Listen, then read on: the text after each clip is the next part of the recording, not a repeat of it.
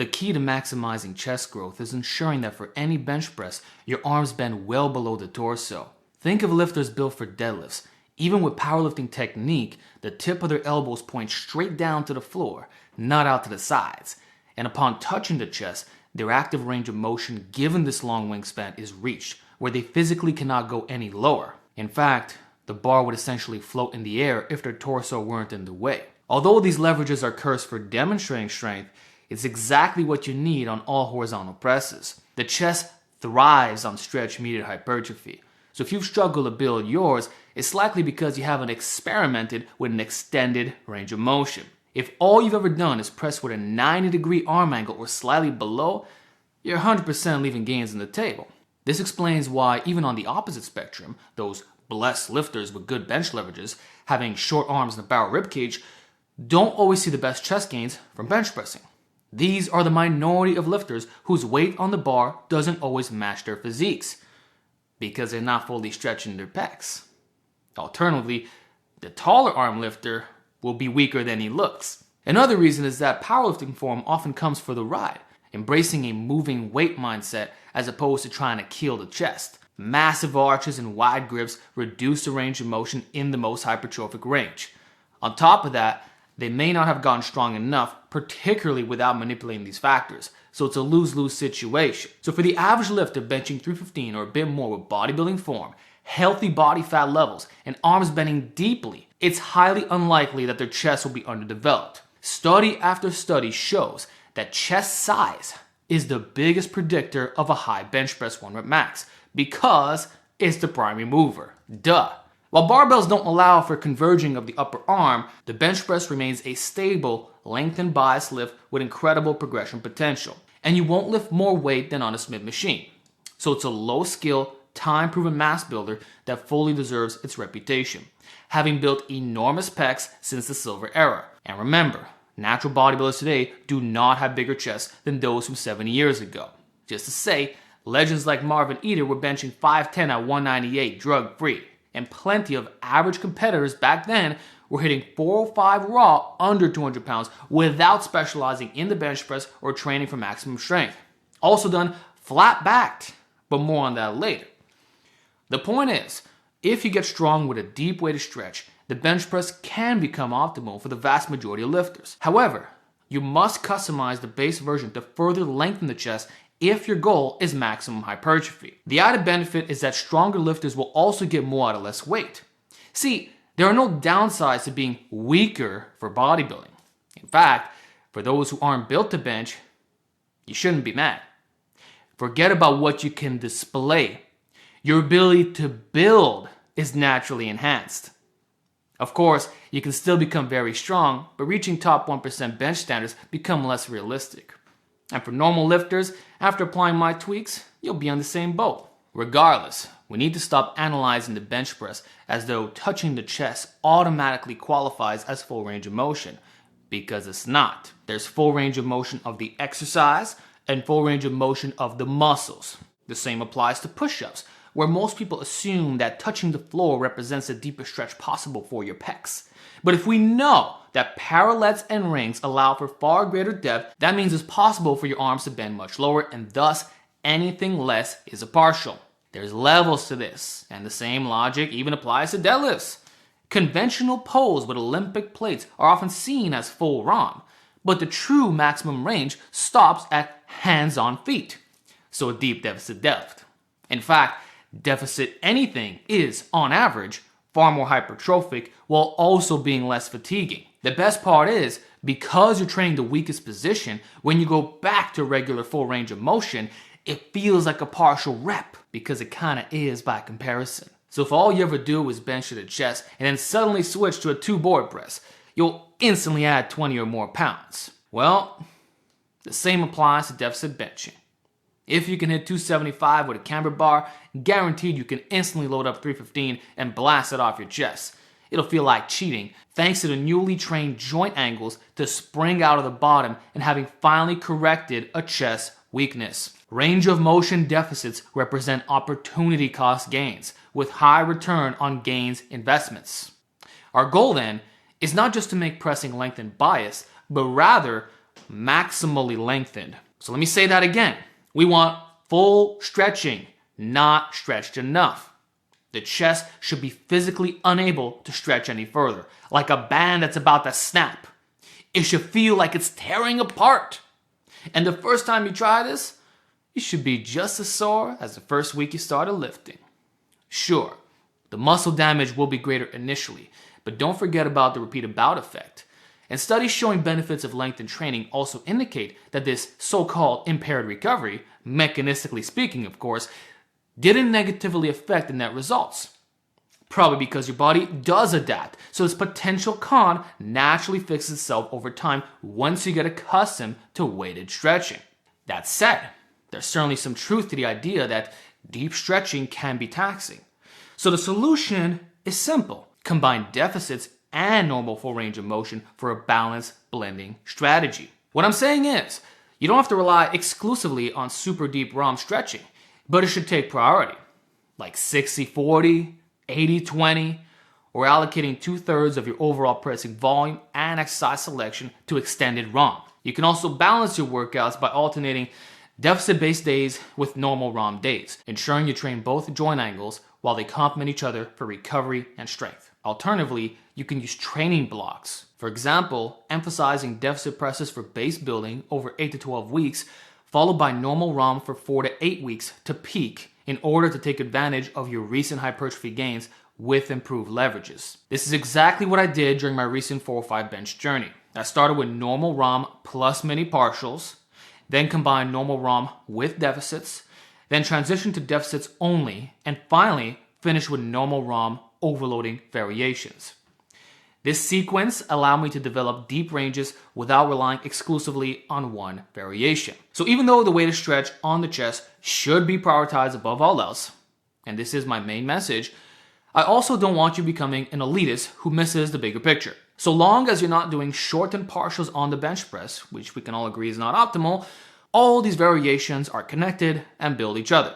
So now that we've established some benefits of embracing the deep stretch rather than avoiding it, let's share the most practical variations for bar-only work.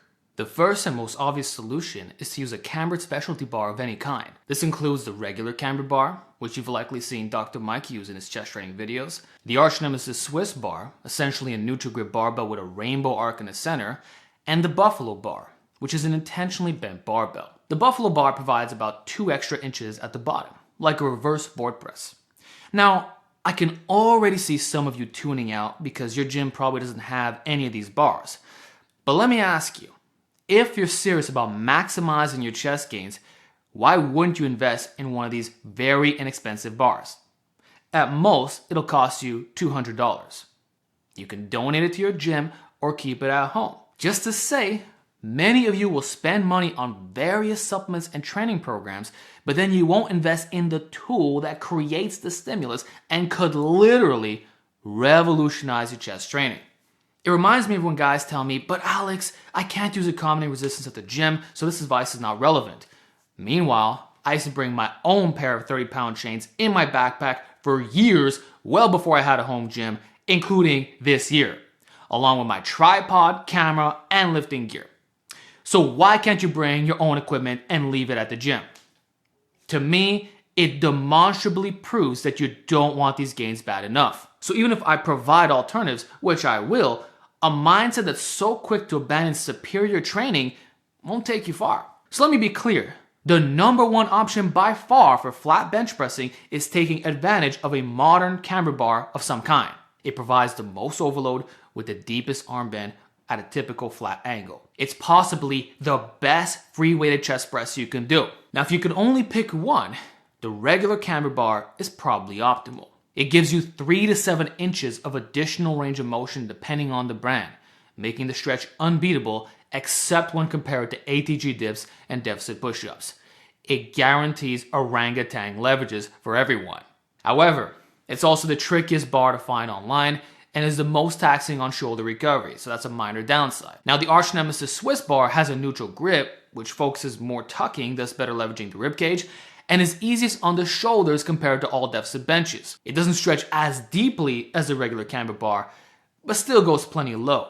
And from a low incline, your arms won't get much lower regardless. I prefer it for its balanced features, not to mention losing 30 pounds, so it's an awesome complementary builder and reducing overuse. As for the Buffalo bar, it's slightly tougher than a straight bar, but not by much, essentially turning your 3-rep max into a 1-rep max. However, because the hands are slightly turned out, it's not more taxing on the shoulders, and it's most similar to a standard flat bench in terms of specificity. It does add a small stretch element, which makes it great for peaking phases in a conjugate system, or for lifters with longer arms who still want a little extra range. So my recommendations are the following. For those with shorter arms, the regular camber bar is ideal. Just know the higher frequency is harder to employ here, and you'll have to be careful with not overdoing the volume. For average arm lengths, the Arch Nemesis bar offers the best balance. And for specificity, the Buffalo bar best mimics the straight bar angles and is universal for all arm lengths, being a mini deficit. Or you could be a Chad and get all 3 bars, rotating them and using the straight bar occasionally, essentially a 3-to-1 ratio of priority. Now, other than using specialty bars, let's say all you have access to is a straight bar, or in general, you still want more stretch. How can you achieve more arm bend in the bottom? Well, the first and easiest step is to stop retracting your scapula or arching your back altogether. Lay completely flat on the bench and you'll instantly gain 2 to 4 more inches of range at the bottom. Your safety pin setting might drop from number 12 all the way down to number 8. No exaggeration. The key is staying in a non-compressed position without elevating your sternum, being all puffed out. Your flat bench should be truly flat, not declined. There shouldn't be a noticeable glory hole, that giant space between your upper back and glutes. Crunch your spine down, or better yet, use a feet-up benching style to eliminate all leg drive and prevent spinal contortion. This is one of the secret benefits of the Larsen press. Even if you lift your chest slightly, it's a less compressed way of benching that always creates more range of motion where it matters. That's why, if you're not going to retract your scapula, you might as well do Larsen style too. It's the perfect combination. Doing so reduces your total load by 10 to 15%, optimizing the stimulus-fatigue ratio while increasing chest bias without requiring specialty barbells. Isn't that incredible? As for the stability counterargument, let me be blunt. It's a laughable excuse. If you truly believe that was an issue, you could always lay your feet on a box, a chair, or even the leg roller attachment on your bench to really get locked in. You could also strap your legs down with a seatbelt, and yes, many optimal lifters are already doing this for leg extensions, pull downs, and other lifts. So drop your double standards. And honestly, if you can Larsen press 315, you can bench 350. The difference isn't massive. It's about half a plate less, and that's more due to reduced arching and lack of leg drive rather than actual instability. Plus, when you press without scapular retraction, you restore your scapulohumeral rhythm. Because here's a hard truth. That powerlifting style setup you were taught, it's not necessary or ideal for bodybuilding.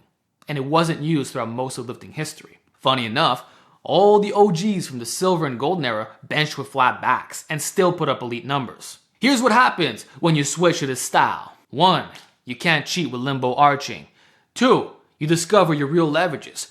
3. You get more out of less weight. And 4. You finally build your serratus, the punching muscle. Contrary to popular belief, this does not cause shoulder injuries. In fact, the opposite might be true. The body wants to protract to bring the arm across the body, which is the main function of the pecs, and forcing constant retraction creates disruption. By allowing your body to press naturally and also strengthening deeper positions that it was always capable of hitting, you can potentially reduce injury risk while still optimizing chest development. Contrast that to extreme limbo arching. While it may allow you to lift heavier weights, it doesn't offer any additional benefit for the pecs. The absolute load might equate to net stimulus, but it also comes with far more fatigue. So unless you can equate the arm bend, which only a 7-inch camber could do, it's hard to argue that reducing the length and stress is superior for chest gains, just because there's more weight on the bar. That's real meathead thinking. The chest greatly benefits from stretch-mediated hypertrophy, and the data overwhelmingly supports this. Now don't get me wrong, if your goal is moving massive loads, the powerlifting way is best. but it's probably not saving your joints in the process, the way you've been led to believe. Heck, I fell for that myth for years, and I finally learned the truth in 2022. So that was a big taste of humble pie. And I'll go on the record to say this. Even though I mix in both styles because I do care about my Wonder Max bench, when my focus shifts back to pure bodybuilding, I won't do a single set with scapular retraction. I didn't use it leading up to my first competition, and I won't during my next shred.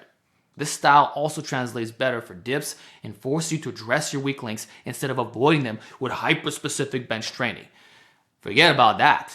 Be a dummy strength exploder regardless of leverages.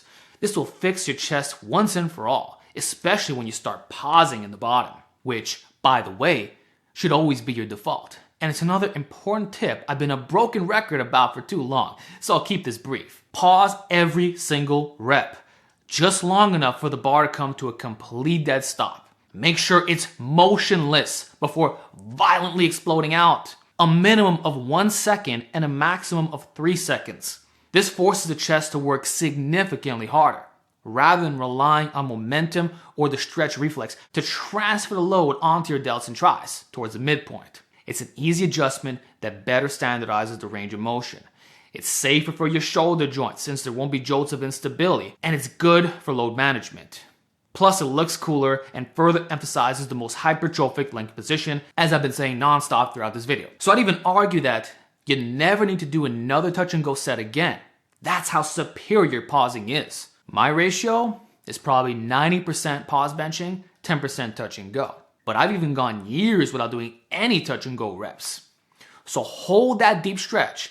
Feel your pecs tearing apart as if you're pulling the bar through you, like you're stretching on a door. Then pop out with everything you got. That's how you bench for chest. Forget about bouncing, even if it's a little bit, and just accept that you'll likely lose around 20 pounds off your bench in the process.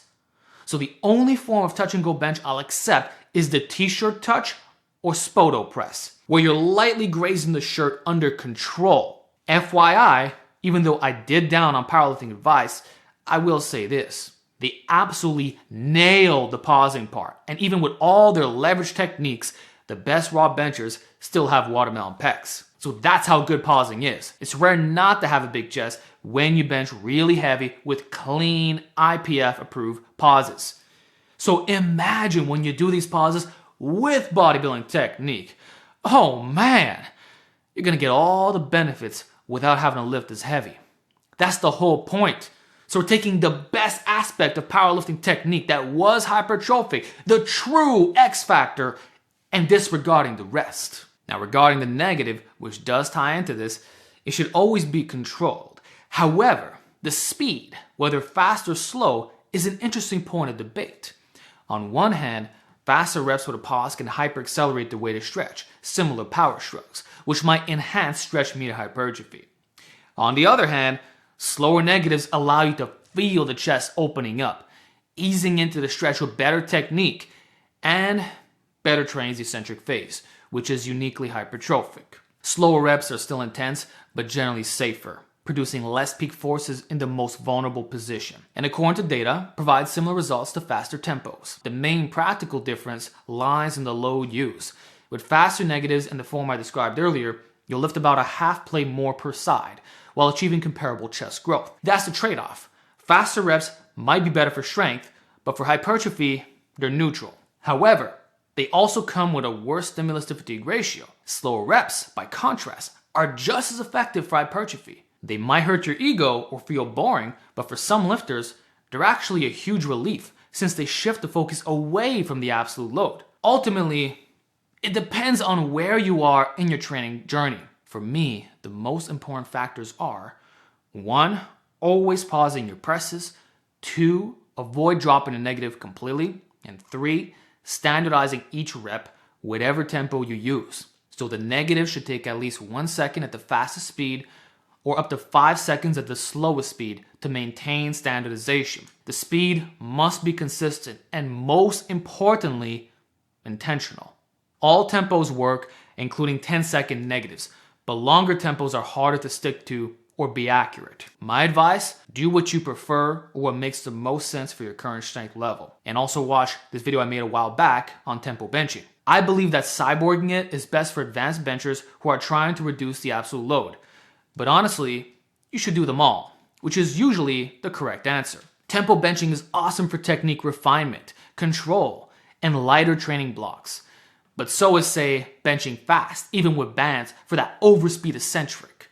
Doesn't matter if the lockout is harder, so is the way to stretch. And building explosiveness with the biggest possible loads. But again, there's no wrong answer here. The raw stimulus will be potent regardless. Anyway, here's one more bonus tip about technique and chest bias. You should be lifting less than 90% of your 1 rep max, because going above this threshold starts to recruit the triceps more, specifically for grinding through the top. This means that for pure chest gains, you shouldn't be doing triples on the bench press. Even if volume is equated to doing more sets, thus getting the effective reps in, one can make the case that chest bias is reduced at higher intensities. Anecdotally, many bodybuilders also prefer higher reps for chest work without locking out their arms. If you really analyze this, it's essentially lengthened partial training. Prisoners have also been doing a similar style forever, calling this shorty reps. Now the benefits have nothing to do with time retention.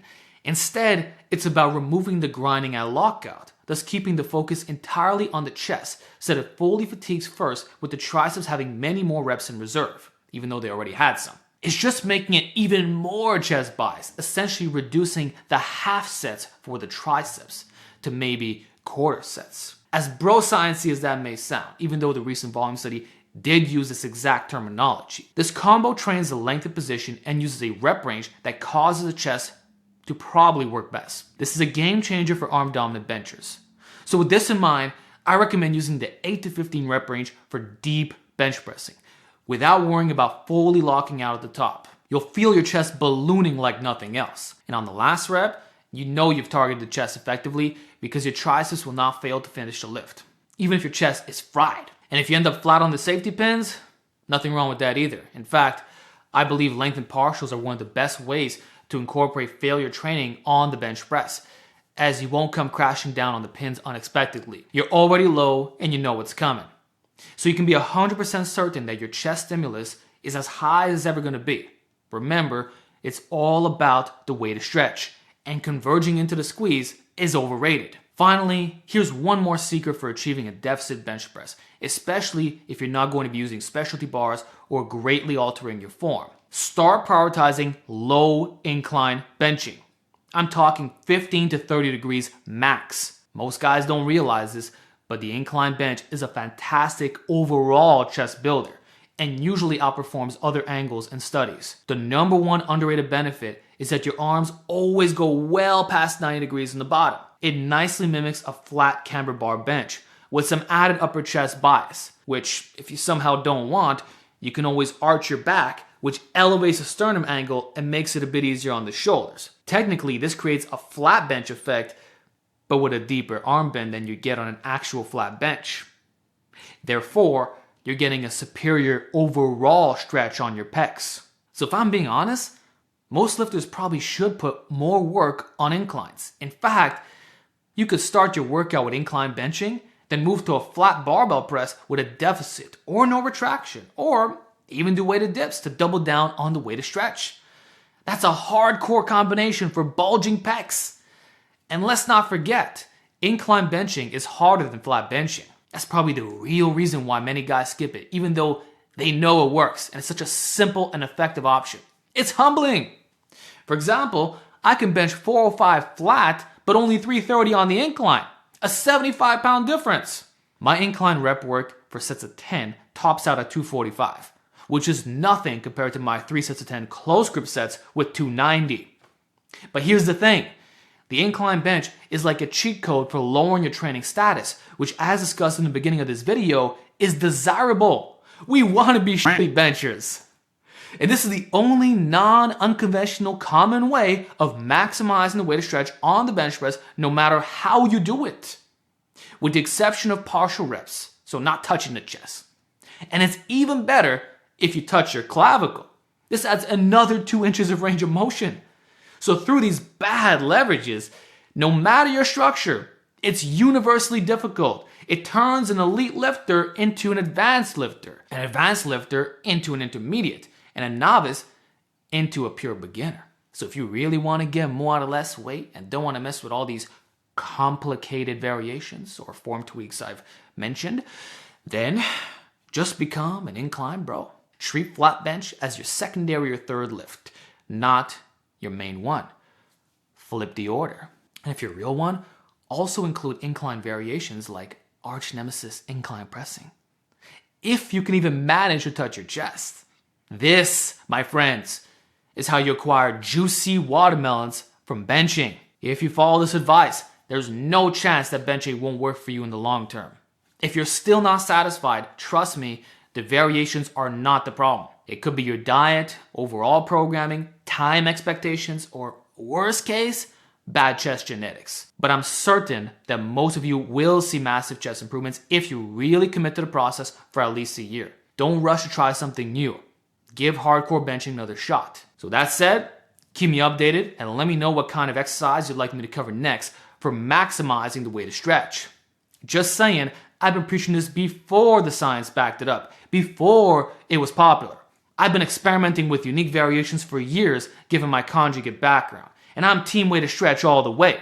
By the way, I didn't cover barrel presses or dips in this video because I wanted to keep the focus on bench pressing with barbells. I already talked about those in my weighted dip solution segment.